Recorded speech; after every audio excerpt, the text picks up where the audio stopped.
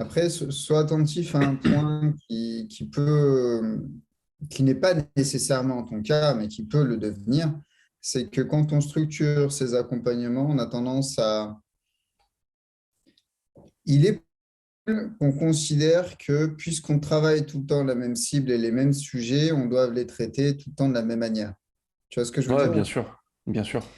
Et, euh, et en fait, il vaut mieux plus... Enfin, je ne sais pas comment tu structures tes accompagnements. Moi, je te donne Mhm. un exemple. Il y a quelques années, j'avais un truc qui s'appelle la Go Obsession. Donc, c'était 2 jours en intensif avec moi. Ok, Ça fonctionnait super bien. Et je l'ai fait une dizaine de fois, cette presta, donc c'était cool, tu vois. trop cool. Et en fait, à chaque fois, les gens passaient par plus ou moins les mêmes exercices, mais la répartition des exercices, leur arrivée dans le Mhm. process était totalement différente à chaque fois. Ouais, bien sûr. Et à la fin, on m'a dit, mais du coup, tu as une structure. Je suis, ouais, j'ai plus une ossature. Ouais, c'est ça, ouais. Parce qu'en fait, je me suis aperçu que certains clients, ils n'avaient pas besoin de travailler leurs valeurs. Elles étaient super claires. En gros, ils avaient besoin de travailler un déparasitage global. Ouais, bien sûr. Non, Voilà. non, mais t'as entièrement raison. Tu vois, moi, c'est la manière dont je vois les structures. C'est pas quelque chose de figé. Même pour mon organisation personnelle, la manière dont je Ouais. bosse au quotidien, c'est un truc que tu vois, j'adore rappeler à mes clients, des personnes avec qui tu sais, on parle de productivité, entre guillemets. C'est de se dire, c'est hyper important d'avoir des structures. Mais pour beaucoup, les structures, c'est quelque chose de ultra rigide. Et non, non, une structure, c'est un Mm. truc en fait qui va te permettre de dégager de la charge mentale parce que tu sais en gros quelles sont tes grandes lignes à suivre, quand tu dois faire quoi. Mais le but, c'est que ça laisse pas non plus la place à l'imprévu. Et clairement, tu vois, l'idée que j'avais en bossant avec des entrepreneurs, c'était de manière holistique, c'était de me dire, on va commencer par eux, après on va commencer par leur entourage et on finira par travailler sur le business plus en mode consultant, ce que je faisais initialement. Et en fait, bah voilà, euh, le truc, c'est que, comme tu le dis, il ne faut pas s'enfermer dans ces structures parce que le sujet pour lequel j'ai été contacté par un de mes clients, par exemple, c'était je veux arriver à mieux me concentrer, j'ai pas envie de finir comme un vieux crouton, j'ai envie d'être en forme et je vois que ça impacte mon business. Donc en fait, au début, ses premiers trucs, c'était lui, sa concentration et son organisation parce que il a une entreprise à domicile avec sa femme où en fait, il bouge un mois sur deux, il bouge, il voyage et ils adorent ça. Et pour moi, c'était vraiment les thématiques qu'il a abordées. Mais en fait, on a signé, première session de 2 heures qu'on fait ensemble, c'était business, business, business, business, parce qu'on s'est rendu compte qu'en fait, ce qui allait lui permettre d'être plus concentré, plus productif et mieux organisé, c'était de mieux structurer son business. Et ça, c'est un truc dans ma tête, pour moi, je l'avais mis à la fin. Donc, toi, tu as entièrement raison, il faut vraiment être souple en fonction de le besoin qui est émis et ce dont le client en fait, a fondamentalement besoin dans un premier temps. T'as pas besoin de lui dire oui, mais tu as tes valeurs, mais on va peut-être les retravailler au cas où tu sois passé à côté d'une. Tu as entièrement raison. C'est le client, si c'est clair pour lui, c'est clair pour lui. Bah, c'est clair pour lui. Après, c'est toujours bien de faire le point. En fait, tu sais, c'est Ouais, toujours pareil. C'est un peu les questions de routine chez le médecin, tu vois, il y a un moment. Bon, du coup, le sommeil, ça va? Ouais, ouais, ça va, ok, bon, voilà, et puis on passe à autre chose. Mais on pose quand même la question, tu vois. Donc, moi, je fais un peu pareil sur deux, trois trucs, comme les valeurs, en tout cas. ouais, bah, c'est Donc, important, c'est la base. hmm. Et donc, aujourd'hui, on se voit pour ton podcast, c'est ça? Ouais, bah là, tu vois, en fait, j'ai déjà commencé à enregistrer. Ouais, Je ça, je ferai, je sais. ferai, je ferai la coupe après. On verra. Mais ouais, en fait, aujourd'hui, sur ma chaîne YouTube, j'ai vraiment créé Mhm. une section à part où, tu vois, j'aime bien avoir ces échanges. À chaque fois qu'on a eu des échanges, toi et moi, j'ai trouvé ça super intéressant. Et c'est ce qui m'a d'ailleurs donné l'idée. Tu sais, on avait fait un truc il y a un mois, j'avais foiré Mhm. l'enregistrement. Enfin, il y a 2 mois d'ailleurs. C'est la Et vie. C'est ouais, la ouais, vie. c'est la vie, c'est la vie. Et pour le coup, tu vois, je me dis, mais c'est hyper intéressant parce que j'aime faire des vidéos. Toi, tu as ta chaîne YouTube aussi. Et tu vois aussi l'intérêt que ça a d'apporter de la valeur à travers la vidéo. Ça permet aux personnes de mieux te sentir, tout ça. Mhm.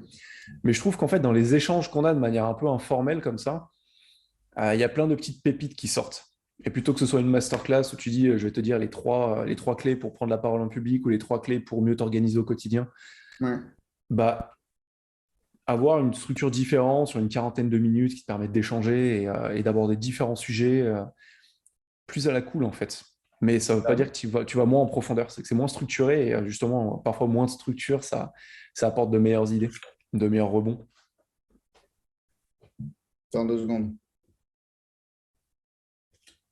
Je trouve des trucs sur mon bureau qui n'ont rien à y faire et qui devraient être jetés depuis plusieurs mois, excuse-moi, mais. Ça me fait ça, tu vois, typiquement, c'est un de mes gosses. Tu vois, regarde, ça là. Tu vois, c'est un de mes gosses qui a pris ça pour jouer, qui est une vieille carte mutuelle, tu sais. Là, j'ai reconnu. Voilà. Qui a pris ça pour jouer, qui en a plus eu besoin, qui a dit, tiens, super, il y a le bureau de papa. Ça ne doit pas être un endroit très important dans l'appart, donc on va poser ça là, ni vu ni connu. Bref, je m'occuperai après, excuse-moi. Ouais. C'est aussi pour ça, tu vois, là, dans la maison. Alors, tu vois, typiquement, dans la maison qu'on est en train de construire, il y a 3 chambres et un bureau. Ouais. Et ça, putain, mais ça fait depuis que j'ai créé ma boîte que j'ai envie d'avoir un bureau. Ouais, je comprends. Je comprends. J'en suis exactement au même point. Tu vois. Enfin, là, moi, je bosse là, mais je ne vais pas tout bouger, mais j'ai mon espace bureau qui est juste là-bas. Puis aussi un peu ici, un peu là, vu que j'aime bien bouger et que j'ai des puces aux fesses, je ne peux pas bosser au même endroit. Et là, on est en train de regarder des maisons aussi avec mon épouse du côté du Vercors. On en a trouvé une hier, là. On a Ah, ça demandé y est? Ouais, alors plus en loc. Oui, Plus non, en mais on loc s'en parce qu'on fout, ça, sait, c'est un on sait détail. pas trop. Mais on en a trouvé une hier. Donc j'ai écrit au mec. Et pareil, c'est ma femme qui la voit sur le bon coin. Elle me l'envoie, bord gare barré. Donc c'est vraiment au pied du Vercors. Là, c'est je mets mes baskets et je pars, il y a les chamois. Et, euh, et elle m'a dit, je pense que c'est la maison dont on rêve parce qu'il y a un jardin pas trop grand. Il y a Hmm. 4 chambres. Et je me suis dit, c'est parfait parce que peut-être qu'on aura un deuxième gamin. Mais je me dis, même s'il y a un deuxième gamin, j'ai quand même un bureau. C'est Et exactement ça. ça va être juste énorme. Et comme toi, je pense que. Alors, moi, quand j'ai créé ma boîte, j'étais encore à Lille. Et j'étais Hmm. dans un gros espace de coworking et tout. Donc là, c'était très cool. Mais là, maintenant, ça fait 3 ans qu'on est revenu ici sur Romans. Et ouais, ça fait 3 ans que je me dis, putain, il me faut un bureau, quoi. En fait, tu vois, moi, j'en suis revenu du coworking pour plusieurs raisons. La principale étant que j'ai envie de pouvoir être assis à mon bureau pour passer des appels. Ouais. Et que ça, en coworking, bah, je déteste quand les gens à côté de moi le font. Eux détestent quand je le fais. Et du coup, on finit par aller dans des pièces à la con d'appel, tu vois, et tu perds tout Mm. le bénéfice du coworking, quoi. Ah, c'est En clair. vrai. Au final, c'est très bien parce que tu bouffes avec des gens le midi. Mais pour faire ça, j'ai des copains, tu vois, Mm. des gens que j'ai choisis du coup, et pas des gens qui ont juste le mérite d'être à côté de moi. Et, euh, et du coup, bah, je les appelle et puis on s'organise des déj. Ouais. Et d'un coup, c'est cool, tu vois. Ouais, Et ça, tu vois, complètement. dans l'intentionnalité, c'est un peu différent quand même. Ouais, ouais. Tu vois, enfin, moi, quand j'étais dans la banque, il y avait un éternel débat. Alors même pas au niveau des collaborateurs, hein, c'était un débat des collaborateurs, mais c'était un débat au niveau de l'organisation. J'ai fait 4 banques différentes.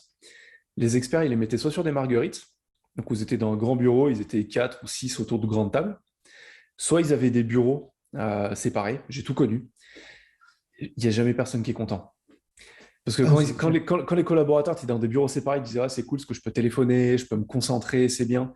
Mais je vois moins mes collègues, j'ai moins d'interaction. Et vu qu'en plus, moi, j'étais sur des domaines techniques, tout ce qui était gestion de patrimoine, gestion de fortune, ils travaillaient sur des gros dossiers techniques. Donc, ils avaient besoin d'échanger avec les collègues pour justement aller plus vite et mieux comprendre enfin, lever Mhm. certains blocages. La force de la parole, hein, la force de l'échange pour enlever des blocages, Mhm. tu sais de quoi je parle. Et à côté de ça, dès qu'ils étaient en marguerite et qu'ils avaient justement cette capacité à échanger tout le temps, ben, ils n'étaient pas contents parce que tu as les collègues à côté qui téléphonaient, parce qu'il y avait du bruit, parce que c'était plus difficile de se concentrer. Et aujourd'hui, je pense que c'est pour ça que tu vois que les boîtes, elles sont en train de créer des espaces libres. En fait, tu as des bureaux, tu peux bosser dans le canapé, tu peux aller où tu veux, parce que pour être un peu plus modulable, pour Mhm. avoir un peu le beurre et l'argent du beurre. Mais ça va être encore un gros bordel, je pense, dans les boîtes. Toi, tu bosses Bah, beaucoup en ce moment, en plus, je vois dans tes posts LinkedIn sur les interactions dans les équipes, savoir si les équipes fonctionnent bien, si elles sont dynamiques, la communication dans les équipes. Ça va être des sujets aussi, toutes ces nouvelles mobilités, ces nouveaux sièges sociaux, espaces de travail mhm. euh, modulables. Je sais pas trop comment on peut appeler ça, quoi. Bah, ouais. Là, tu vois, typiquement, le client, là, ce matin, dans le post LinkedIn que j'ai fait sur le Make Love Heart Talk, le client en Ouais, j'ai vu. question, il a une règle. Alors après, il est dans l'industrie du tourisme, hein. Il a une règle pour son épouse très intéressante. il dit, bon, alors, le télétravail, un jour par-ci, par-là, parce que grève de train, parce que tu as envie de bosser en slip depuis ton canapé, ok. Il me dit, Hmm. on est une agence, on bosse en agence, on bosse ensemble. Il me dit, tu veux faire un télétravail de longue durée, c'est hors de France. Ok. Si tu veux partir 2 mois en République dominicaine, 2 mois à Naples, et que tu veux travailler depuis Naples, vas-y. Tu veux travailler depuis le Mercantour, depuis la maison de papa-maman, c'est non. Ah, d'accord, ouais, ouais, il met vraiment une distance. Mais en plus, c'est cohérent avec, comme Il tu dit, dis, il est dans l'industrie du tourisme. Donc, voilà, il dit, on est dans le tourisme, donc tu vas sur une destination. Les destinations françaises, en plus, il n'en a pas tant que ça, lui, en client. Donc, il dit, non, non.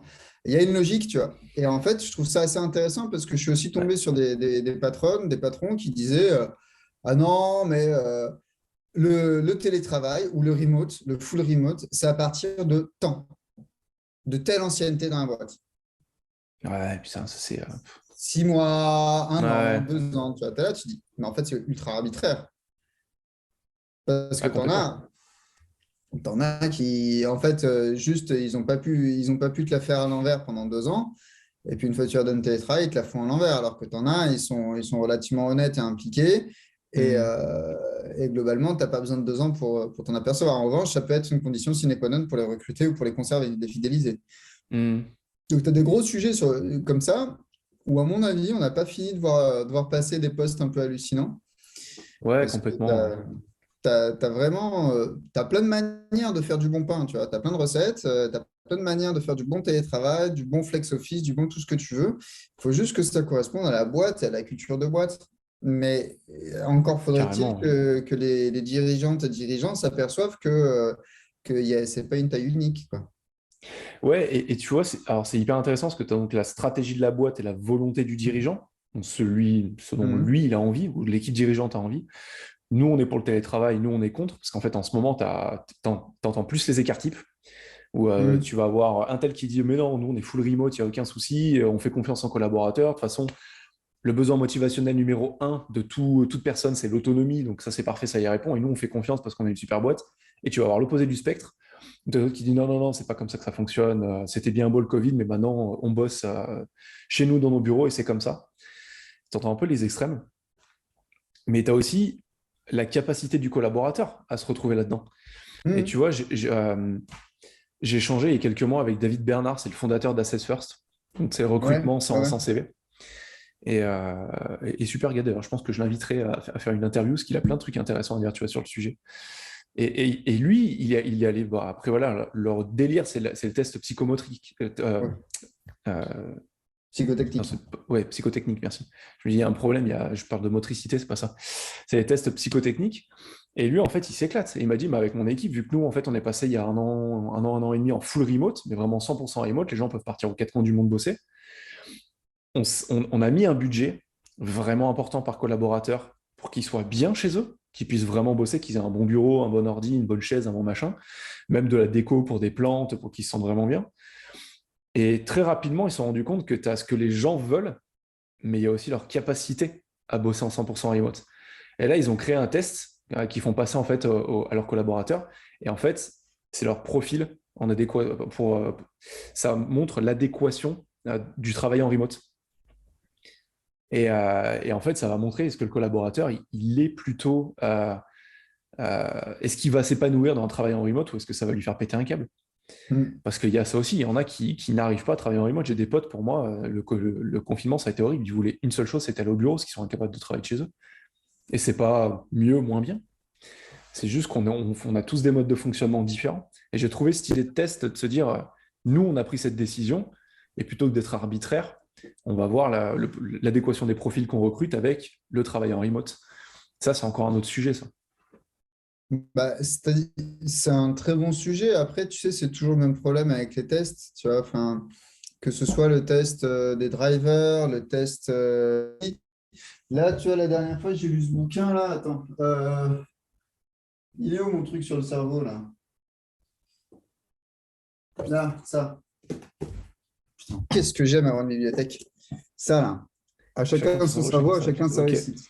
très intéressant. Il part du MBTI, il t'explique qu'en fait, tu as un autre test qui est parti du MBTI. Donc, en gros, je te la fais courte. Les Ouais. archétypes jungiens, Ouais. 8 Les 16 types de... personnalités.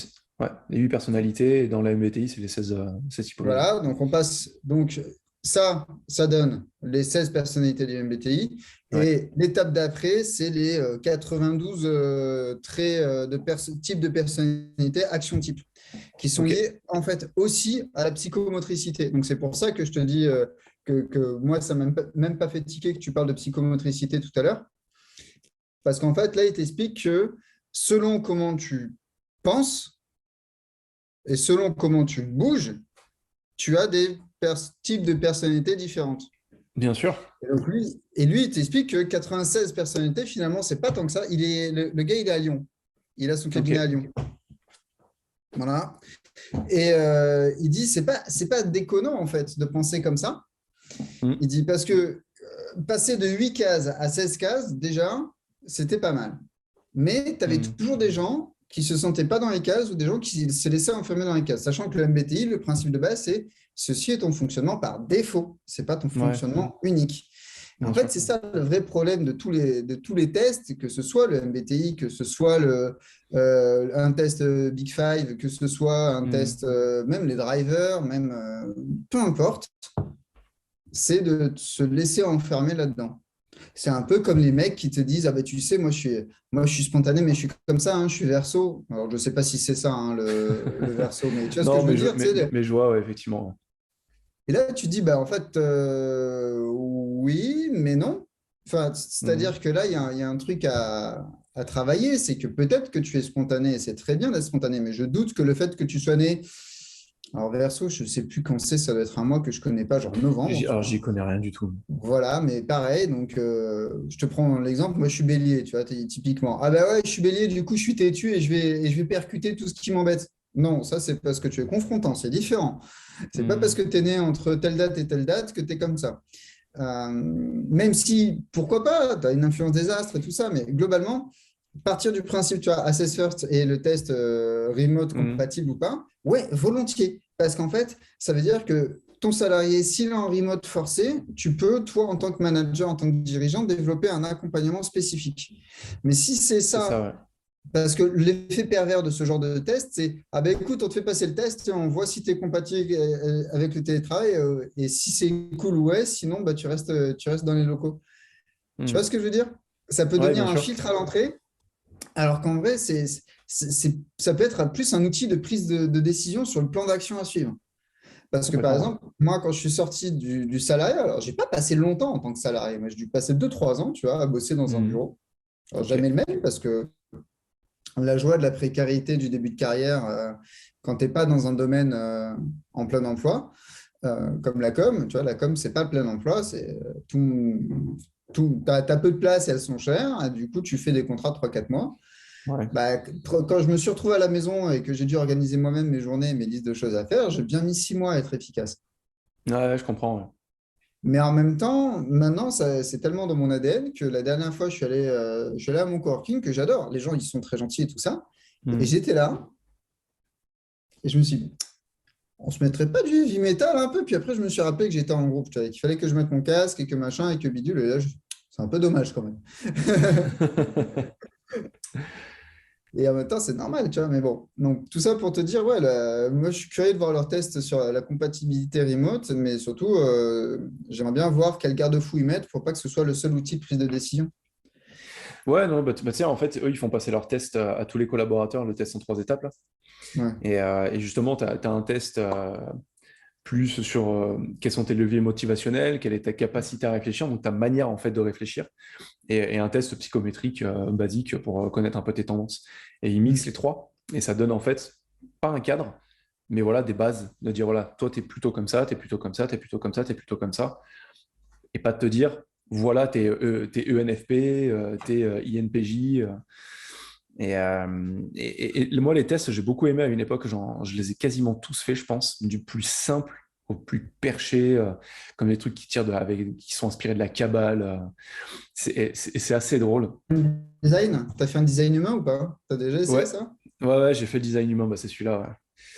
Et C'est très c'est drôle. intéressant. C'est intéressant. Mm. Tu te dis, ouais, bah, ok, c'est inspiré de la. Alors, il parle beaucoup de la génétique. Je comprends pas comment, mais c'est quand même beaucoup tiré de la cabale, de l'astrologie, des choses comme ça.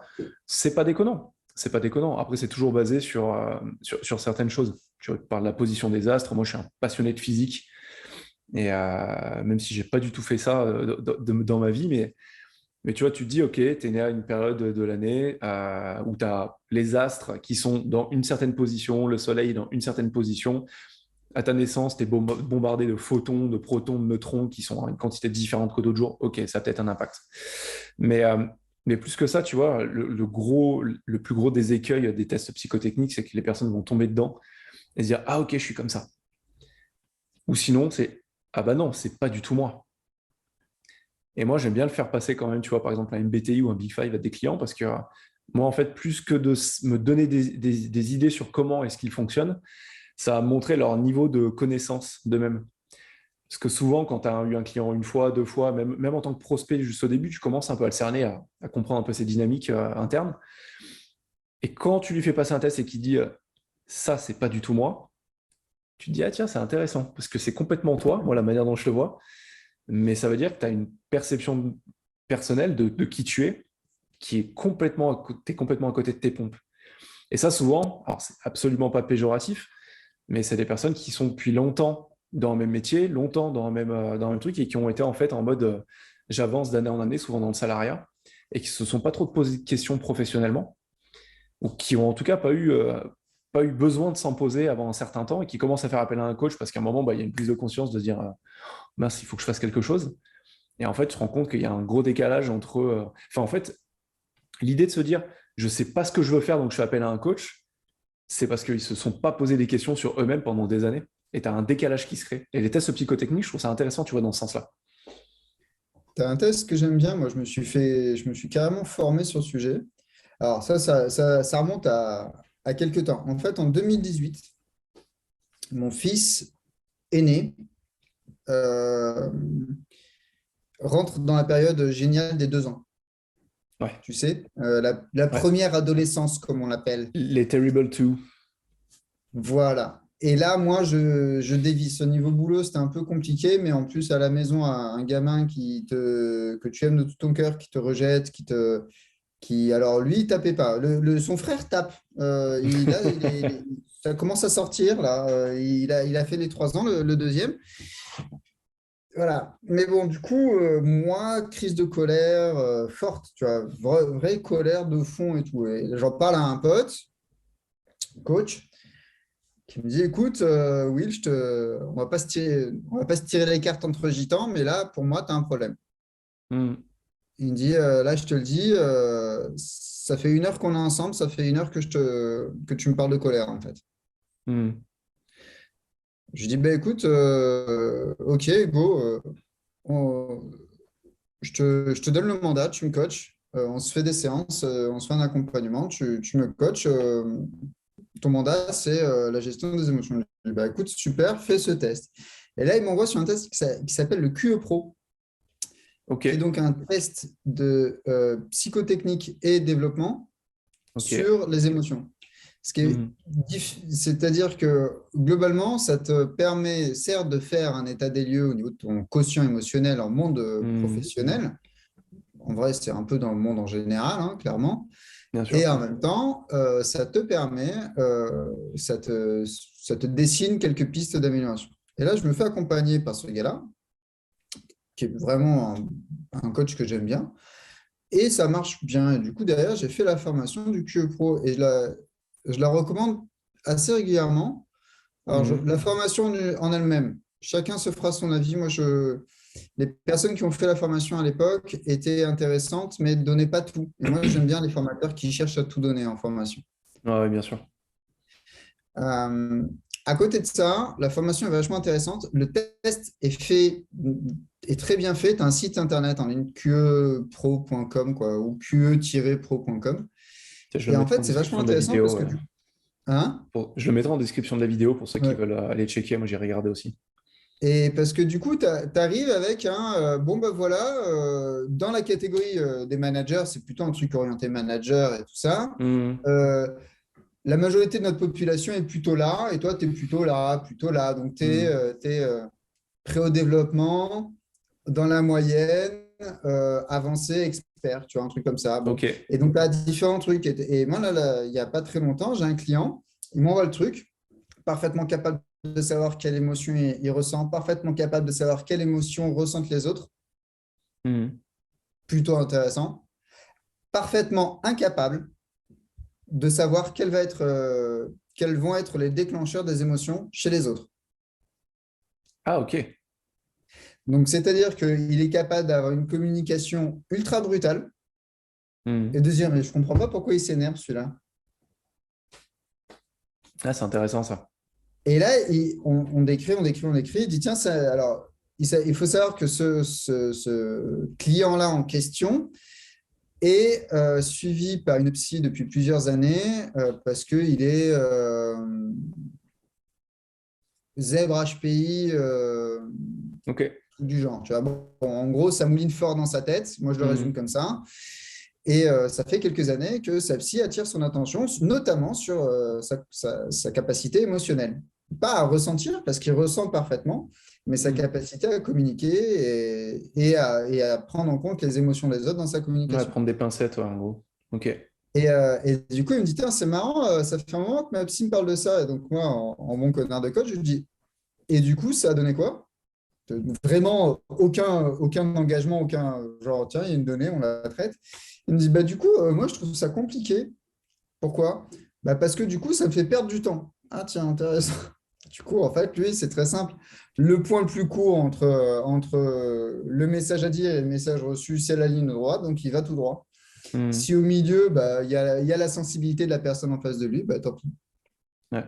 Mode rouleau Du compresseur coup, on a activé travaillé et le boum. sujet. Hmm. Hein? Mode rouleau compresseur activé et boum. C'est plus l'efficacité du scalpel, tu Hmm. vois. Ouais. Voilà. Et en fait, quand on en a parlé, il me dit, ouais, mais du coup, comment on fait? Alors, je lui dis, bah, comment tu ferais, tu vois? Et là, on a pu avoir une vraie phase de développement grâce à ce test. On a pu avoir une vraie phase de développement de compétences autour des émotions, notamment parce que ce test, c'est lui qui l'a passé. Tu vois, c'est pas moi. C'est pas Ouais, moi bien qui ai sûr. rempli les cases à sa place. Donc, c'est lui qui Hmm. l'a passé. Et c'est lui, à un moment, qui est face à son résultat et qui dit, ouais, OK. Mais ce même test, j'ai une femme qui me dit, ah non, moi, j'arrive à un service, pareil, qui me demande un truc sur les émotions. Je fais passer ce test à tout le service. Et Hmm. là, la dame me dit, ah, mais c'est parfaitement faux. Bien. Ok. Sur quelle Alors, je base? dis, OK, qu'est-ce qui vous fait dire ça? Écoutez, jeune homme, ça part bien là. Tu vois, quand ça commence comme ça, tu te sens que ça part bien, tu vois, dans ta clientèle. Écoutez, jeune homme, moi, je suis coach certifié. Hmm. OK. Je suis ce qu'on appelle une empath, donc une ultra empathique. Ouais. Et là, vous êtes en train de me et ce test est en train de dire que, en gros, globalement, j'ai les compétences émotionnelles d'une bûche. Et elle me dit, ben, c'est pas compatible. Alors, je dis, peut-être, on verra. Et finalement, en fait, après, je l'ai eu en session collective. Et disons que dans Game of Thrones, on a eu des hivers plus chaleureux que cette personne. Voilà, on va le dire comme ça.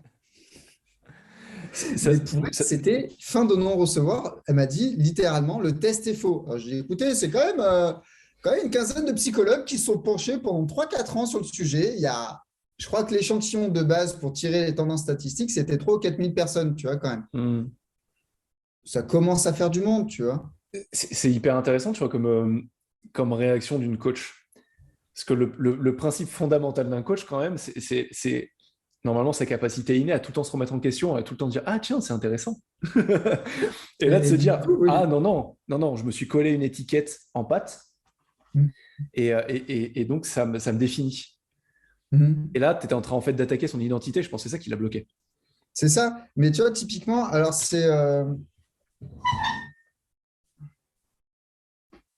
il est où? Il est là. Ce bouquin-là, Alors là, c'est la version anglaise que Hmm. mon cousin m'avait offert. Untethered Soul, ok. Ouais. Il est vachement intéressant, et notamment parce il t'explique qu'à un moment, tu as ce qu'on peut résumer comme étant la cristallisation de l'identité. Ouais, exactement. Et la cristallisation de l'identité, en fait, c'est à la fin, bah, les gens disent, je suis comme ça, et jamais Hmm. tu m'en feras des membres. Ouais. Et c'est super dur à entendre en séance. Alors, en séance collective, c'est une chose, parce que tu peux jouer sur le collectif pour que la personne, elle sorte de son registre. Hmm. Mais en individuel, quand tu as quelqu'un qui arrive et qui est vraiment cristallisé, c'est-à-dire euh, qui part du principe que tout ce que tu peux dire, c'est du pipi de chat parce que lui, il est comme ça et que c'est comme ça qu'il se définit, parce que tu comprends mes valeurs, c'est mes valeurs, mes croyances, c'est mes croyances à moi. Et, Hmm. je et pareil, tu vois, mes étiquettes, c'est mes étiquettes. Putain, que c'est long la vie. Parce Ouais. qu'il y a un vrai travail tu sais, un peu comme d'attendrissement de la bidoche avant de pouvoir travailler, quoi. Tu vois, c'est Ouais, vraiment. bah, c'est marrant parce que tu vois, tu parlais de ton client qui était en mode scalpel précis. Ouais. Moi, ça, quand ça m'arrive, je suis très frontal. Mm. Et, alors, pas dans le sens, je vais attaquer la personne, mais ça va être, OK, d'accord, tu as un point de vue, c'est que tu es comme ça. Ça m'est déjà arrivé deux, trois fois. Et moi, tu vois, souvent, ça, je le calque avec le growth mindset et fixed mindset Ouais. de Carl Dweck. Et, euh, et je vais demander à la personne de me prouver par A plus B qu'elle est comme ça. Et en tant que coach, je vais lui poser des questions pour lui déboulonner son raisonnement, mais Mm. pas pour lui dire qu'elle a tort, mais Oui. pour lui montrer par Ouais. des questions qu'il y a des trous dans la raquette. Je ne vais pas arriver à la fin où la personne va se dire oh, mais ouais, mais en fait, j'ai cru ça toute ma vie et c'est faux. C'est beaucoup plus compliqué que ça c'est dans les films. Mais, euh, mais qu'à la fin, tu vois, la personne se dise euh, il y a quelques trous dans la raquette. Et lui faire comprendre que s'il y a des petits trous dans la raquette, peut-être qu'il y a autre chose qui se cache de l'autre côté du miroir, tu vois. Et, euh, Ouais. et tu vois, en ce moment, là, je suis en train de finir une formation. Je ne sais pas si tu connais les travaux de Shirzad Chamine sur tout ce qui est positive intelligence. Non. En fait, c'est un enseignant de Stanford et c'est l'ancien. Bon, attends, C'est- désolé, excuse-moi. Attends, je prends juste. Normalement, j'ai de quoi écrire. Mais Non, non, mais c'est t'inquiète pareil, pas. quelqu'un a rangé mon bureau. Je Comment ça t'enverrai s'appelle? tout. C'est Shirzad Chamine. Je t'enverrai tout. Je le mettrai en description de la vidéo. Et, Ok. euh, et en fait, tu vois, lui, c'est hyper intéressant. C'est l'ancien. Il a été boss de CTI, donc la plus grosse Mm. boîte de coaching au monde, qui avait été fondée par, comment il s'appelle, Sir John Whitmore, qui avait écrit le bouquin Performance Coaching pour la performance, Mm. qui est un peu une base du coaching en entreprise. Et en fait, là, aujourd'hui, il est prof à Stanford. Il a sorti le bouquin Positive Intelligence il y a une dizaine d'années, qui a été un best-seller. Et c'est assez frappant parce que dedans, en fait, il a réussi à créer des archétypes euh, qui vont rendre simple le concept de saboteur interne. Mm. Et en fait, il Mhm. s'est inspiré de la science de la performance, de la science comportementale, de la psychologie positive et de différentes autres axes de développement. Et il a créé donc cette idée comme quoi on a tous des saboteurs internes. Ouais. Et en fait, il a créé, il a fait passer le test à plus de 500 000 personnes au total pour baquer tout ça. Et tu vois, une idée comme quoi il y a un saboteur suprême, c'est notre juge interne, qui fait qu'on se juge nous, on juge les autres et on juge les événements. Tu vois, tu parlais des étiquettes de ton client, c'est ni plus ni moins qu'une manière de juger notre monde et juger un peu tout ce qui se passe autour de nous. Et que de ce juge, qui est plus ou moins fort chez certaines personnes, plus ou moins virulent, tu sais, le juge, c'est cette petite voix dans ta tête qui dit que t'es qu'une grosse merde, que t'es pas assez intelligent, que si, que machin, que lui il est gros, que lui il est maigre, que lui il Le est con, que lui il est intelligent. Voilà. Et qui est tout dialogue le temps en train de interne. taper, quoi. C'est ça. Ouais. Mm. Et en fait, donc, moi, j'aime bien cette idée parce qu'en fait, plutôt que de parler de dialogue interne, de différentes choses, il va mettre un archétype dessus qui est assez parlant. Vu que le cerveau fonctionne en images, souvent, c'est assez puissant. Mm. Et de ce juge découlent 9 autres saboteurs. Ok. Tu as l'hyperachiever, tu as l'agité, celui qui s'arrête jamais, tu as le perfectionniste, tu as la victime, et j'en passe. Et en fait, ce qui est ultra intéressant, c'est que bien que ça paraisse un peu bizarre comme ça fait non, mais c'est un peu un truc ésotérique où en gros j'ai une victime en moi, j'ai un machin. C'est juste en fait des schémas comportementaux qui ont été créés pendant l'enfance Mm. et qui nous ont uniquement servi à survivre physiquement et émotionnellement. Et vu que depuis l'enfance, ton lobe préfrontal, qui est la partie de la réflexion, de l'analyse et de la gestion émotionnelle, n'est pas développé, tu fonctionnes toujours en mode animal, donc avec tout ton système limbique. Et il explique que tous ces saboteurs, en fait, logent grosso modo dans cette partie de ton cerveau. C'est réactionnel. Et tu as grandi avec. Et vu que tu as grandi avec, quand tu arrives à l'âge adulte, ils ne te servent plus vraiment à rien parce que tu as les capacités cognitives, émotionnelles et comportementales pour survivre. Eh ben, tu fais plus attention à ces saboteurs. Et en fait, leur seul rôle, c'est de te balancer des mensonges comme quoi tu n'es pas assez intelligent, comme quoi tu vois par exemple quelqu'un qui va être... moi, mon principal saboteur, en anglais, c'est le restless, c'est l'agité. Donc en fait, Mhm. je ne m'arrête jamais parce que j'ai été élevé comme ça. Et en fait, je suis tout le temps en train de faire un truc parce que si je m'arrête, eh ben, il y a tout qui va foirer ou je vais casser la boucle et machin. Et en fait, le principal mensonge, c'est que si tu fais pas ça, si tu t'arrêtes, tu vas grosso modo te planter, il y a tout qui va s'effondrer et que tu es comme ça et que ça fait partie de ton identité. Le principal résultat de ça, c'est que tu es tout le temps anxieux et tout le temps stressé parce que tu Mhm. t'arrêtes jamais, tu es tout le temps fatigué. Et ce qui est assez intéressant, c'est que le principal, il y a un test pour les passer, ça te permet de voir un peu ton niveau de 0 à 10 sur tous les saboteurs, on en a tous 2, 3 souvent. Et rien que le fait d'avoir cette image de te dire, bah moi, mes top saboteurs, c'est l'agité, c'est l'hyper rationnel, et tu vois, je suis hyper transparent, et le troisième, c'est l'hyperachiever. Ouais, ok. L'hyperachiever, par exemple, l'hyperachiever est hyper intéressant parce que ça fait que, en fait, tout ce que tu fais a un impact sur ton identité. Et dès Mhm. que tu n'es pas en réussite, ça veut dire que tu n'es pas en réussite. Dès que tu réussis pas quelque chose que tu es en train de faire, tu ne l'es pas. Et donc, tu as toujours cette connexion avec ton identité. Et ce qui est hyper intéressant, en fait, c'est qu'une fois que tu as fait ce test, le premier pas, c'est déjà de te dire, euh, tu vois, plutôt que de te dire, quand tu as foiré un truc, je suis vraiment bidon, je suis une merde, je ne vais pas y arriver, il y a machin, c'est de te dire, ah, c'est pas moi, c'est mon saboteur qui est en train de parler. Et Ouais, c'est mon ok. machin et tout. Et franchement, c'est hyper efficace pour décristalliser une identité, de te dire non, il ne s'agit pas Ouais. de moi, il s'agit d'un schéma comportemental récurrent et automatique. Ouais. Mais en plus, tu sais, on en revient toujours au schéma neuronal le plus régulièrement emprunté, en fait, au chemin neuronal le plus régulièrement emprunté. C'est C'est exactement qu'à ça. chaque fois qu'on pense comme ça, ben, en fait, Mhm. c'est le principe des ancrages en PNL, des routines en prépa mentale et ainsi de Ouais. suite. À chaque fois qu'on fait ça, c'est qu'on a créé un chemin et qu'on l'a emprunté un peu plus que les autres. Le Mhm. truc, c'est que tant qu'on n'interroge pas les chemins empruntés, ben, on a tout le temps le même résultat. Exactement. Et C'est un tu peu vois, ce que- c'est hyper intéressant ce que tu dis, parce que justement, c'est le fondement de comment résoudre, en fait, plutôt comment réduire l'impact de ces saboteurs. C'est de faire des Mhm. petits exercices de muscu mental. Le but étant, en fait, de dire que tu as un muscle qui est surdéveloppé, c'est celui de tes saboteurs, parce que bah, c'est le chemin neuronal par défaut qui est Ouais, emprunté. Il se passe A, je réponds B systématiquement, parce que j'ai été pendant des années câblé pour faire ça. Donc, tu as une grosse connexion neuronale, c'est une énorme autoroute chinoise. Et à côté de ça, dès que tu veux changer une habitude, effectivement, eh ben, t'imagines changer cette habitude, tu as une petite connexion neuronale qui se crée. Mais après, il faut la renforcer.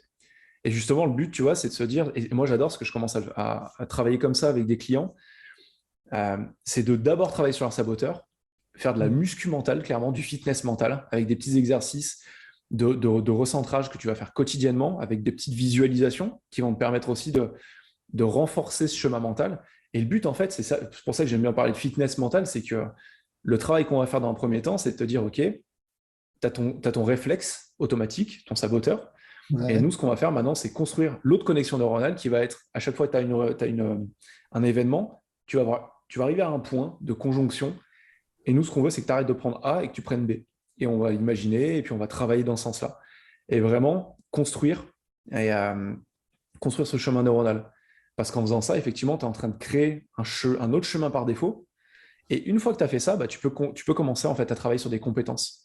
Parce que les saboteurs, ils ont un seul but, c'est de te saboter Ouais, bah systématiquement. oui. Eux, ils sont dans Et, leur et rôle, hein. après, ça te permet, une fois que tu as vraiment commencé à cerner qui sont tes saboteurs et à travailler dessus, eh ben, tu peux travailler sur ton stress, sur ta performance, sur ta productivité, sur ton équilibre vie pro, vie perso. Et sincèrement, c'est hyper intéressant comme travail. Parce qu'en plus, c'est hyper pragmatique. Donc, pour les, Elle pour est les chefs longue, cette d'entreprise, formation? comment? Elle est longue, la formation que tu suis, là? Là, c'était sur 7 semaines, c'était une bourse, j'avais le mot en anglais, une scholarship.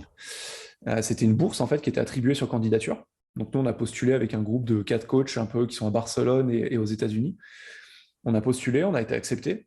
Et en fait, un premier schéma une formation de 8 semaines, pas 7, mais 8 semaines, qui est sur une application avec des calls toutes les semaines et où tu travailles ensemble. Et tu apprends justement tous ces concepts. Moi, j'ai directement commencé à les utiliser avec mes clients. Là, je suis en train de terminer. Et là, vu que c'était gratuit, qu'il y avait une scholarship, ils nous proposent de payer pour être certifié et aller plus loin. Et je pense que je vais y aller, parce que là, même moi, par rapport à des clients, je me rends compte que ça a un énorme impact, parce que ça te permet en fait de régler un problème à la base avant de construire autre chose. Niveau tarif, tu sais combien ça va te coûter à peu près? Euh, je crois que c'est 100 dollars par mois pour la certif, donc c'est même pas aberrant, quoi. 100 $ par mois. Ouais, Sur un ok. an, donc ça te fait 1200 dollars à l'année, donc pour une certification, c'est rien, quoi. Après, c'est sur un pan, mais, euh, mais énorme impact. Pas facile au début à appliquer sur les sessions de coaching, parce que je vais te le dire clairement, les premiers exercices que tu vas faire, c'est je vais dire au client, maintenant, ok, ce qu'on va faire, c'est que tu vas fermer les yeux, tu vas te frotter les doigts pendant quelques secondes, sentir les arêtes de tes empreintes digitales. Maintenant, tu vas te concentrer sur ta respiration, tu vas sentir le poids de tes pieds sur le sol, essaye de trouver le maximum d'orteils. Voilà, terminé. Et le client, il dit, mais tu te fous de ma gueule. Et tu fais non, parce qu'en Elle fait, paye le 500 but. balles pour ça quand même, monsieur. Non, mais attendez, ça veut que je demande à mon fils. Mais pour le coup, en fait, c'est la première réflexion, c'est ça peut pas être aussi simple que ça. Et à chaque fois, je réponds, bah, et si ça l'était, en fait? Hmm, Parce que le but, c'est de t'ancrer. Tu parlais d'ancrage en PNL, c'est d'arriver à ouais. t'ancrer sur des moments où j'ai jamais le mot en anglais, enfin en français, mais en anglais, on appelle ça le Einstein window. C'est le point entre le moment où une émotion commence à Mhm. arriver et le moment où tu vas avoir ta réaction. Et tu as un point, en fait, un laps de temps, un battement. Et le but, en fait, c'est d'arriver à suffisamment renforcer ton muscle de l'autocontrôle pour capter ce point dans quasiment n'importe quelle situation, pour pas être dans la réaction systématiquement, dans l'émotion, quoi. Et c'est hyper intéressant parce que tu vois, tu parlais de ton Terrible 2. Moi, ma fille vient d'avoir 3 ans, donc là, elle commence à en sortir. Et pareil, comme toi, là, j'ai eu une année, franchement, en termes de business, c'était ultra compliqué parce que moi, c'était ultra compliqué parce que j'étais ultra frustré, ultra en colère parce que tu gères rien.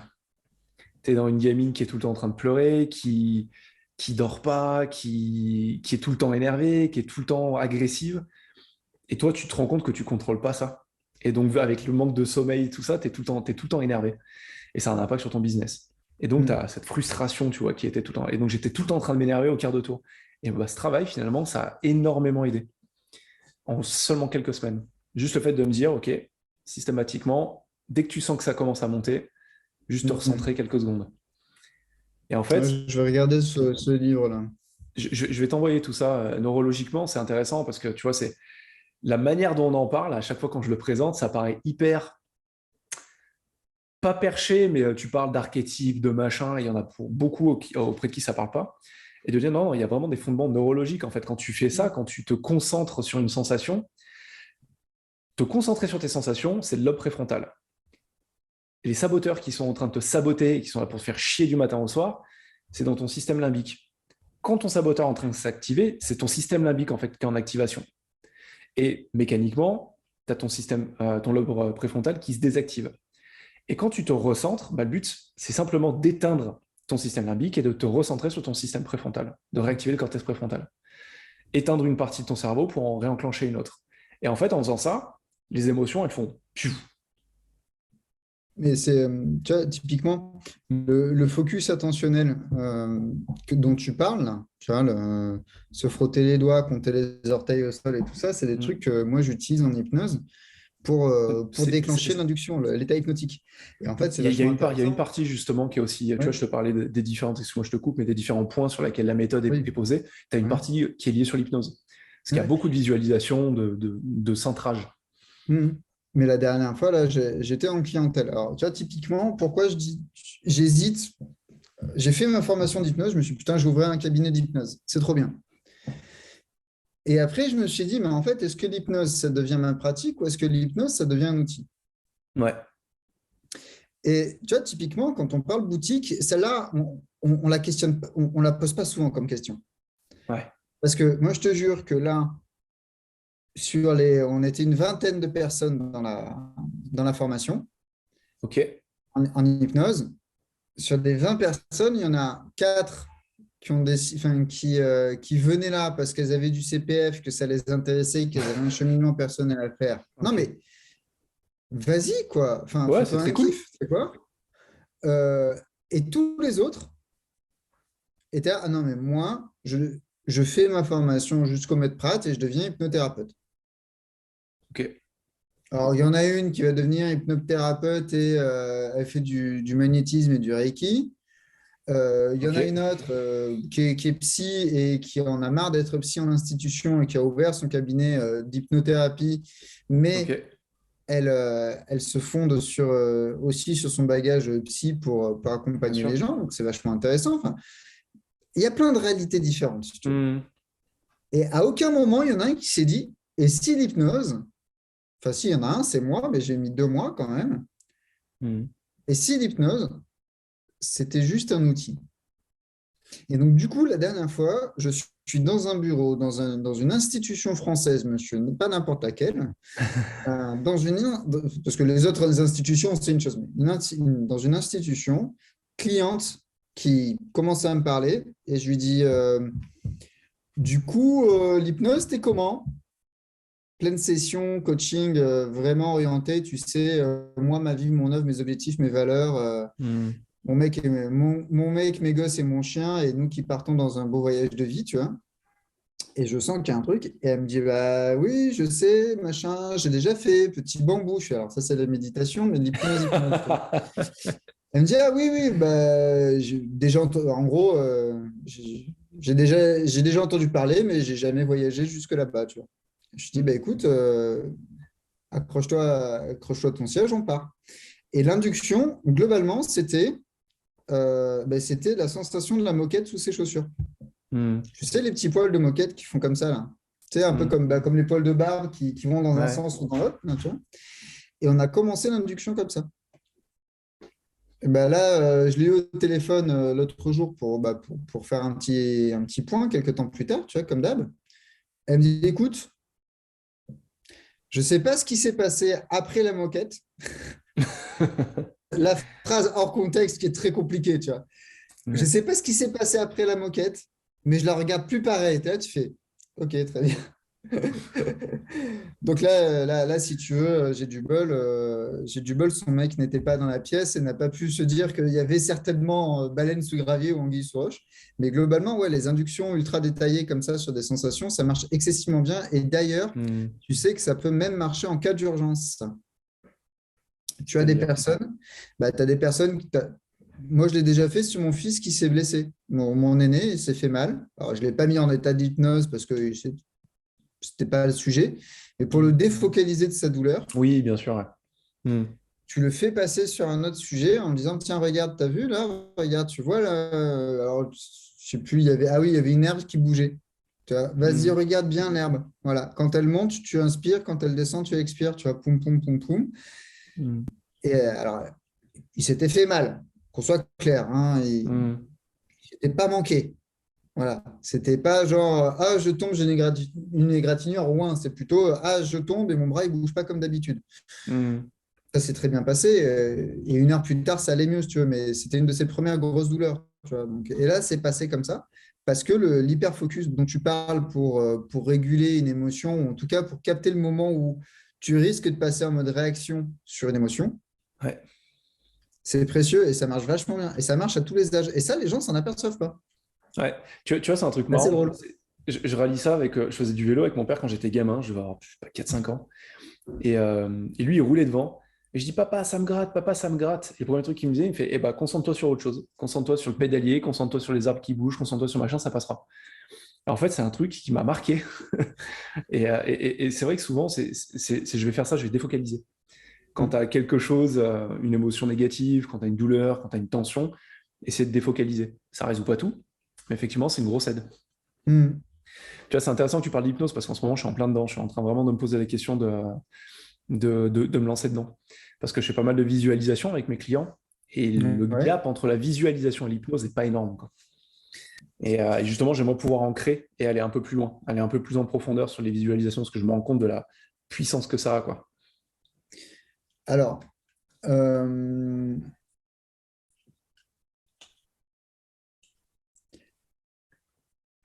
je pense que l'hypnose est une brique intéressante à acquérir Mm. de manière générale. Spécifiquement, et là, cette réponse n'est enfin, elle est dite avec une connaissance partielle de ton activité, de ton profil. Mais Mm. spécifiquement, quand on travaille sur des sujets comme le mindset et le physique, les objectifs, les trucs comme ça, qui vont être Mm. liés au sport, à la bouffe et ainsi de suite, pour moi, l'hypnose, c'est un vrai bénéfice. Ouais, je pense bien. Ouais. Après, c'est à moduler avec deux choses. La première, c'est évidemment la formation que tu vas suivre, Mm. euh, parce qu'il y a deux gros organismes sur le marché qui sont l'Arche et Synapse. Ouais. Tu en as d'autres par ailleurs. Moi, je te parle de Synapse. J'ai adoré mes formations chez Synapse. Là, j'ai fait moi le technicien et le praticien. Et j'ai encore le maître praticien à faire. Je pense que ce sera chez eux. Mm. Mais mais, euh, mais leur offre commerciale est structurée de manière à ce que tu deviennes une machine à cash. Ouais, bien Mais c'est sûr. aussi pareil pour l'Arche, qu'on soit Mm. clair, hein. Mm. C'est pareil pour beaucoup de gros organismes où, en gros, globalement, tu vois, j'ai voulu faire la prépa mentale avec eux. Ils m'ont dit, ah, ben, vous avez le niveau 1. Je fais, écoutez, ça va, j'ai 10 ans de métier, je fais ça, je fais ça, je fais ça. Je considère que, Mm. ah non, chez nous, vous avez accès au niveau 2 quand vous avez le niveau 1. Ouais, mais tu vois, c'est un peu ce qui me freine aussi. À un moment, je voulais passer sur la PNL. Et Ouais. c'est exactement ça. Ils m'ont dit, bah non, faut passer par l'initiation. Je fais la PNL, ça fait 10 ans que j'en bouffe. J'ai bouffé plein de bouquins, plein de certifications sur le sujet, enfin plein de formations sur le sujet. Alors, je suis pas du tout maître praticien, mais les bases, je les ai. Bah oui, mais il faut passer par ça, et ce sera 2 000 € et machin. Enfin, c'est 1000 ou 1500, je sais plus. Et tu dis, ouais, bon, ok, d'accord. T'es loin de Lyon, toi? Pas trop, hein? Non, non, non, je suis à côté. Je suis à 35 minutes. Alors, regarde, appelle l'Institut de Paul Pironnet. Paul Pironnet. Ouais. S'il a été Ok. formé par Alain Quérol, donc mon formateur. Mhm. Alors, attends, je vais te donner son orthographe précise. C'est PYRO2NET, si je me souviens bien. Ok. Bah, je te redemanderai, mais ouais, effectivement, tu vois, faut checker. Et Et c'est vrai que c'est tous ces trucs autour de l'hypnose, de la PNL, maintenant de la préparation mentale, du coaching, c'est en train de devenir des machines à cash pour se former, parce qu'il y a de plus en plus de demandes et que les choses sont de plus ouais. en plus structurées. Voilà, je t'ai envoyé le lien dans Ouais, la j'ai vu, merci. discussion. En fait, Paul Pironnet, déjà, il donne beaucoup de gratuits. Et ensuite, sans te dire que son curriculum est adaptable aux personnes, parce que c'est peut-être pas le cas. En tout cas, il Mhm. donne l'impression d'être quelqu'un qui sait que tu peux que tu peux connaître la cuisine sans avoir lu son livre de recettes à lui avant, si tu vois ce que je Ok, veux dire. ça marche. Il a cette capacité, enfin, en tout cas, dans toutes les vidéos que j'ai vues, et même, il a fait partie d'un mastermind avec une copine à moi qui m'en a un peu parlé. C'est un mec assez ouvert quand même. Ok. Donc, je pense que ça se verra aussi dans son institut. Mhm. Et lui, il forme très bien à la PNL. Ok. Il forme aussi à l'énéagramme, ce qui est un autre sujet, Ouais. mais il forme très bien à la PNL. Ensuite, pour l'hypnose, euh, ça dépend ce que tu veux faire.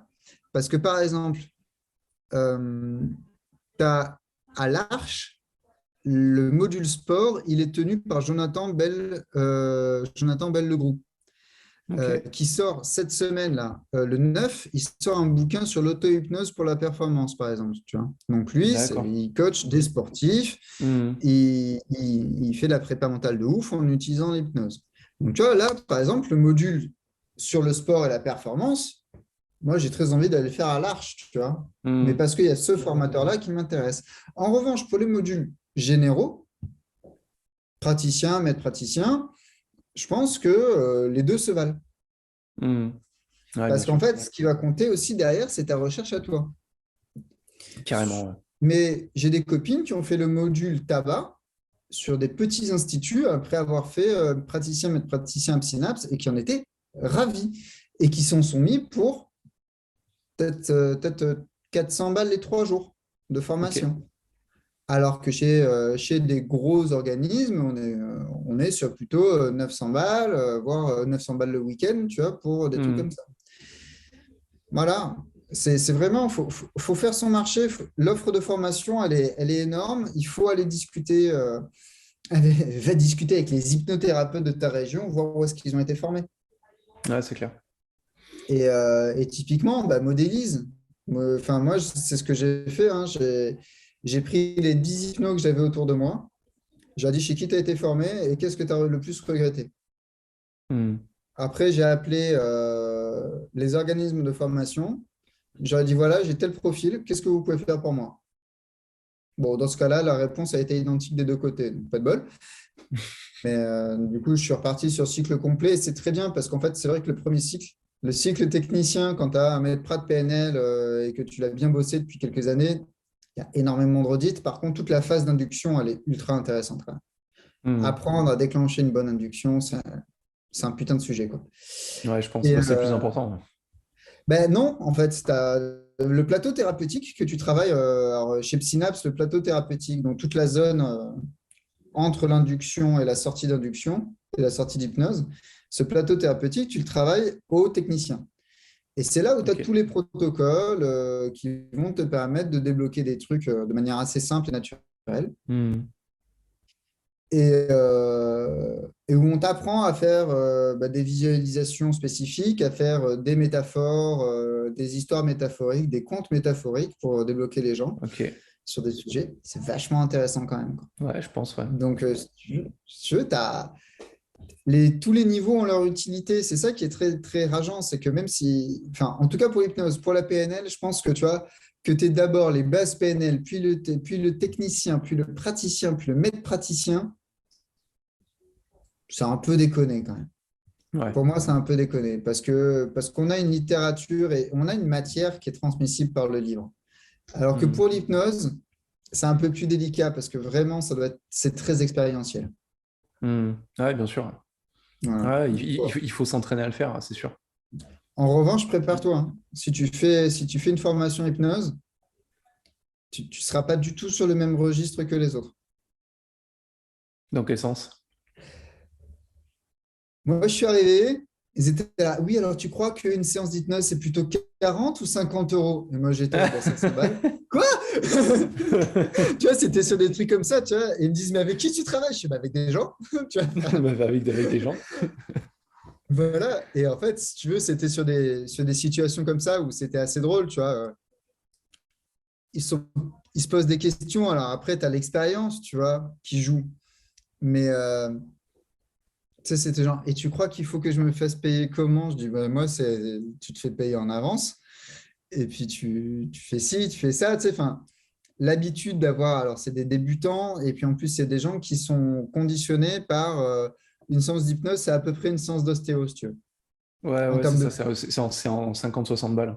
Voilà. J'avais coaché Et, un hypnothérapeute, tu vois, et c'est ce qu'il m'avait dit, ok. il me dit, ouais, parce que moi, je facture super cher en plus pour un hypnothérapeute, je suis à 70 balles la séance. Je dis, ouais, c'est pas parce que j'appelle hyper cher, mais... Et en fait, du coup, si tu veux, c'est ça qui est assez drôle, tu vois, c'est que du coup, on a fini à un moment, un midi à table, avec la formatrice, qui elle, avait son bagage de consultante indépendante sur différents sujets et tout, qui était, enfin, les deux formatrices que j'ai eues étaient vraiment bonardes, tu vois. Et Hmm. les deux, en fait, elles étaient dans le rôle de formatrice en hypnose. Donc, elles parlaient d'hypnose. Elles parlaient un moment, les deux, on parlait un peu de comment développer son cabinet en hypnose parce que c'est important. Hmm. Mais elles n'avaient pas le temps. Elles avaient un curriculum énorme à traiter sur le temps Ouais, bien sûr. imparti, tu vois. Donc, elles n'avaient pas le temps de parler de ben, comment tu crées une activité, comment tu développes ta clientèle, comment tu fais pour auditer tes clients avant de dire oui ou non Hmm. sur des trucs de groupe, comment tu fais pour animer un groupe, comment tu fais pour animer bidule, machin. Et il y a un midi, en fait, on s'est posé avec la formatrice et on a commencé à discuter popote comme on est en train de le faire là, si tu veux. Et en fait, à la fin de la discussion, tu avais tout le monde autour qui était là qui disait Ah, mais c'est comme ça? Et nous, ben, oui, en fait, si tu veux, tu as un groupe. Tu dois le piloter, mais en même temps, tu dois piloter ta presta, tu dois piloter ton temps, tu dois faire ci, tu dois faire ça, il faut que tu penses à ci. En amont, il faut que tu aies un recueil de besoins. En aval, il faut que tu aies X, Y, Z. Et en fait, si tu veux, ils étaient là, mais genre, il faudrait qu'on ait une journée dédiée à développer une activité en hypnose, quoi. Et d'ailleurs, tu vois, sur le groupe, en tout cas pour Synapse, ils ont un groupe Facebook, en fait, des anciens élèves avec les formateurs et tout. Et donc, tu en as qui posent des questions. Enfin, on s'échange des tips, tu vois, c'est très bien. Et le truc qui revient assez souvent, c'est simple, hein. L'histoire de l'assurance, l'histoire de est-ce que vous êtes plutôt sur Doctolib, sur Medicine, est-ce que vous avez votre site, comment vous développez votre clientèle? Est-ce que j'ai un programme de groupe à animer, quelqu'un a une idée? Et, Là, c'est le gros blanc. Putain. tu sais, peut-être là, tu dis alors attends, parce que j'en ai plusieurs, mais là, je vais avoir besoin de plus d'infos. Ah, ben on m'a juste dit j'ai une après-midi, j'ai envie que les gens fassent de l'hypnose. Super, bah, fais-leur faire de l'hypnose. Mais c'est quoi l'hypnose que tu fais en groupe? Enfin, tu vois, et donc, c'est pour ça que je te dis tu ne seras peut-être pas sur le même registre dans le sens où bah, toi, tu travailles avec plutôt des entrepreneurs sur une approche assez globale et avec un panier moyen différent, on va le dire comme ça, On va différent. dire Il n'est pas le mieux, il différent. n'est pas mauvais, il est différent. Ouais. Et que les gens qui vont arriver en disant ben moi, je vais me faire mon petit cabinet d'hypnose avec Doctolib comme étant ma seule source d'approvisionnement de clients, mon seul canal d'acquisition, et je ne ferai que de l'hypnose. Ouais, non, tu vois, je le vois vraiment plus comme toi, comme une brique supplémentaire, comme un Ouais. outil à utiliser pour approfondir, pour ancrer le changement, en fait. Mm. Pas juste pour dire, t'as envie d'arrêter de fumer, t'as envie de perdre du poids, viens, on fait des séances, et puis voilà. Se Mais dire, ça voilà, marche très c'est bien. et ça marche super bien, ça marche super bien. Mais vraiment, tu vois, c'est de se dire, comment est-ce que je peux avoir plus d'impact de manière plus vite et plus profonde sur mes clients. Et je pense que l'hypnose, enfin, pour certains, ça peut vraiment être une clé très puissante. Et tu vois, enfin, l'hypnose, alors moi, ce que j'adore avec la notion d'hypnose et tout ça, c'est que encore une fois, on ne va pas se mentir, toi et moi, on vend du cousu humain. On peut avoir des structures d'accompagnement. Tu vois, Mm. dans notre accompagnement, on a des structures. On parlait au tout début, on a un cadre d'accompagnement et c'est très bien. En revanche, on vend du coût humain au prix Mm. du coût humain. Donc, le client, ce dont il a besoin, dans l'accompagnement, il vient avec ce dont il a besoin et on se démerde dans l'accompagnement pour qu'il reparte avec le sourire globalement. Et avec une avancée personnelle et ses objectifs soit en bonne voie d'être atteints, soit dépassés, retravaillés, tout ce qu'on Mm. veut. Le gros avantage de l'hypnose, c'est que c'est vraiment là aussi du coup humain. C'est que quand tu prépares une séance d'hypnose, quand ça vient pas, quand c'est pas généré par la séance de coaching, où d'un coup tu dis Mm. tiens, regarde, il nous reste 45 minutes et à ce sujet, on peut l'attaquer par l'hypnose. On va juste faire un recueil, une anamnèse avant de partir en induction et protocole et tout ça. Quand tu travailles ton hypnose, ta séance d'hypnose dédiée à un client en particulier, à sa problématique en particulier, tu peux difficilement faire plus cousu humain que ça. Mm. Et c'est vachement bien parce qu'en fait, du coup, tu crées l'outil nécessaire pour ça, Ouais, bien sûr. pour la personne. Et du coup, c'est une qualité d'accompagnement qu'on retrouve de moins en moins. Mm. Parce que même les coachs commencent à réfléchir en termes de phase 1, il va se passer ça, phase 2, il va se passer ça, phase 3, il va se passer ça. Bah bof, Mm. en vrai. Je En pense vrai, que, on sait que tu c'est vois, faux. on en revient avec ce qu'on disait au début, c'est important d'avoir une structure, mais Hmm. il faut pas Faut s'enfermer laisser dedans, enfermer, pareil. il faut pas Hmm. se reposer 100% dessus, parce qu'effectivement, c'est ce qui va te détourner de l'impact que tu peux avoir sur ton client au final. On est des êtres humains, on est plein de nuances, et c'est justement ça que j'adore dans le coaching, c'est que même des fois, tu vas avoir la même typologie de clients qui vont utiliser les mêmes mots, mais juste la perception des mots Hmm. qu'ils ont n'ont pas du tout le même sens pour eux, ce qui font qu'ils C'est n'ont ça. pas la même manière d'aborder le monde. Et pour moi, danger, ça veut dire quelque chose. Pour toi, ça veut peut-être dire quelque chose d'autre. C'est clair. Et on a tous des perceptions différentes, donc c'est ça qui est hyper intéressant. C'est aussi la Grave. perception que tu vas avoir des choses. Ouais. Et dans Et l'hypnose, c'est hyper important. Bah ouais, et puis du coup, en fait, tu fais un truc ultra personnalisé, donc ça fait que, effectivement, potentiellement, tu peux débloquer tes clients beaucoup plus vite sur certains sujets. Hmm. Et que comme tu les débloques beaucoup plus vite, bah, tu es beaucoup plus efficace, ils avancent beaucoup plus loin dans ton accompagnement. Et en fait, bah, ça fait des accompagnements. Alors, tu l'as lu, euh,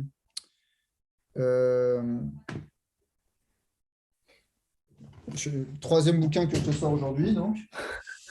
Je l'ai vu. Il est où Je les mettrai en description, les bouquins que tu as sortis. Profession coach. Ah oui, bien sûr, de Rich Litvin Ouais. et, euh, et Donc, Steve tu en Chandler. arrives à ça. Ouais, Hmm. tu en arrives à ce type d'accompagnement, des accompagnements qui changent des vies et qui certes, sont accessibles qu'à une partie de la population possible, mais qui changent des vies fort et bien.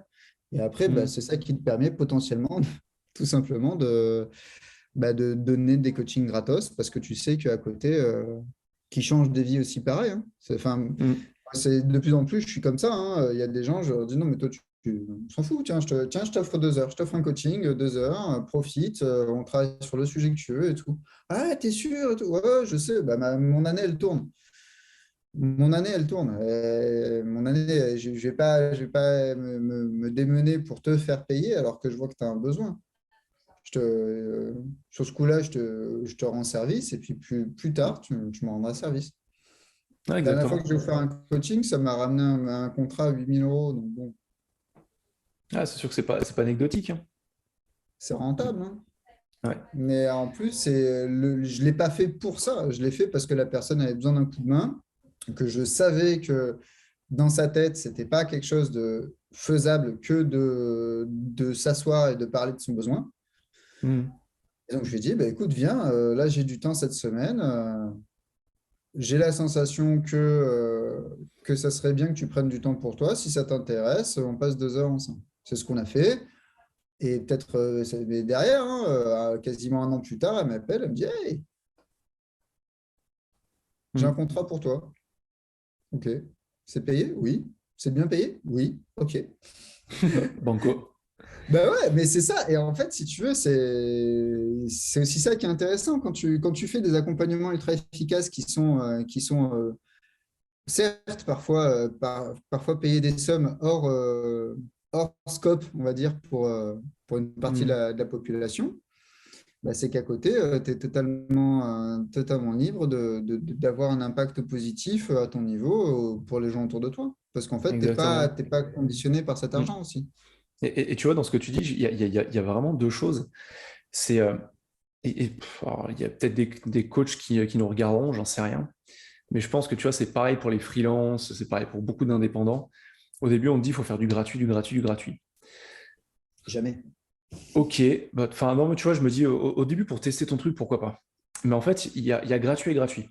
Il Mm. y a gratuit parce que tu n'as pas confiance en ta capacité à apporter de la valeur au client, donc tu ne fais pas payer, en disant, je vaux rien, je suis pas assez, je suis pas compétent, je suis pas assez ci, je suis pas assez ça, je mérite pas l'argent de mes clients. Et il y a faire du gratuit parce que tu sais qu'à l'instant T, c'est peut-être ce qu'il y a de mieux pour la personne, mais pas parce que toi, tu as peur de facturer. Et c'est des choses Mm, mm. effectivement totalement différentes. De dire non, j'ai la capacité de faire du gratuit parce que je sais que là aujourd'hui, cette personne, elle pourrait pas me payer ou elle n'est pas prête pour ça. Et que ce temps gratuit, c'est quelque chose que j'offre. Parce que ce que je fais comme métier, c'est d'abord servir, c'est un métier de service.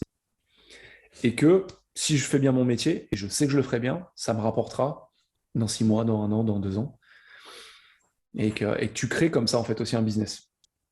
Et le but, c'est pas faire du gratuit parce Et que aussi, tu te sens pas assez bon. ouais, bah après, il y a aussi, tu sais, c'est pareil sur les Redux, c'est pareil sur tous les trucs comme ça. Enfin, pour moi, c'est pas un fonctionnement par défaut. C'est Mm. un fonctionnement choisi. Et dernière fois, pareil, tu vois, j'envoie un devis, le client me dit, oh, t'as mis une réduc. Je lui dis, bah, vu le volume, oui, je te fais une réduc, quoi. Parce qu'en fait, c'est OK pour moi de te faire cette réduc. Je lui dis, je te garantis pas que tu auras toujours cette réduc. Mm. C'est juste sur ce coup-là, tu m'as demandé de le deviser, OK, je le fais, mais je vois potentiellement ce qui va se passer sur cette mission. je te fais cette réduc parce que la réunion de cadrage, je sais qu'il y a de fortes chances qu'elle se fasse autour d'une bière et des cacahuètes et que je n'ai pas vraiment besoin que tu me payes pour ça, quoi. Hmm. Et voilà. Et là, tu vois, typiquement, j'ai viré un client que j'avais depuis des Hmm. années parce que la mission m'intéresse plus trop, mais aussi parce qu'il y a une fois où j'ai envoyé un devis et j'avais fait une fois une réduction sur un gros contrat. Hmm. Et là, j'envoie un devis sur un petit contrat, mais genre un truc, même pas deux demi-journées, tu vois. Et on me dit, ah bah tiens, t'as pas fait la réduction habituelle. Je dis, bah, en fait, la réduction, elle est arrivée une fois et c'est parce que tu m'as pris près de 10 ou 12 journées complètes de Hmm. travail sur 3 mois. C'était une manière de dire, ben, voilà, on Merci. travaille ensemble Hmm. et je prends, voilà. Puis là, tu me demandes un devis pour deux demi-journées, j'ai un peu de mal à te faire une réduction. Ah oui, mais c'est bloquant pour nous parce que du coup, donc j'ai fait sa réduction de 20% hein, en plus, Hmm. tu vois. Voilà. Et puis du coup, là, on ne travaille plus trop ensemble, notamment parce que c'est pas parce que tu acceptes une fois que c'est tous les jours, quoi. Ouais, bien sûr, Sinon, c'est open bar après. carrément. Ouais. Cool. Bon, en tout cas, c'était une bonne Ouais. discussion. T'en as parlé de plein de trucs. On a parlé d'hypnose, on a parlé de business, de comment créer son business. On a parlé de On a parlé de différentes pas mal de formations, on a parlé sujets de tests. aussi. Ouais. On a parlé des tests aussi. Ouais. Ouais, non, c'était une discussion super intéressante, William. Merci d'avoir accepté. Bah, avec grand plaisir, écoute. C'était très Et cool. Moi, j'aime je vais toujours te autant redemander, discuter. là, quand je vais arrêter l'enregistrement, je te redemanderai de me filer les différents livres que tu as Yes. mis et un moyen de te joindre si les personnes veulent rentrer aussi en contact avec toi. Ouais, Je ok. mettrai en lien dans la description de mon podcast, de ma chaîne YouTube. Ouais. Et comme ça, les gens pourront mieux te trouver. Allez, vendu, vendu. Ça marche. Bah, écoute, tu me préviens quand ça sort, et puis moi, j'agiterai ma communauté sur le sujet aussi. Et ben, ça marche, au top. Merci, William. Merci, À très vite. à bientôt. Ciao, ciao. Ciao.